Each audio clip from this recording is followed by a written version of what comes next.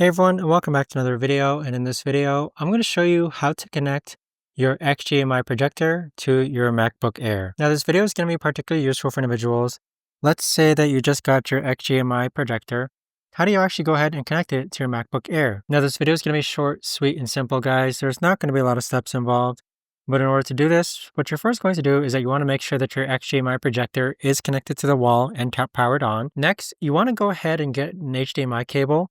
And you want to run that HDMI cable from your XGIMI projector into your MacBook Air. Now, in order to do this, I have an HDMI converter in which the HDMI port that you see here gets converted into a Type-C cable, which is this one here, so that it can be plugged into my MacBook Air. So let's go ahead and plug in our HDMI cable that's running from our XGIMI projector. And let's go ahead and plug it into our MacBook Air, just like that. And so now, once we go ahead and point at our projector, you can now see that we've now gone ahead and connected an external monitor to our XGIMI projector.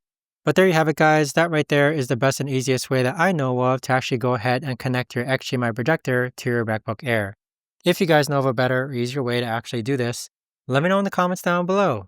I would love to know. Thanks so much for watching, everyone, and I'll see you guys all in the next video.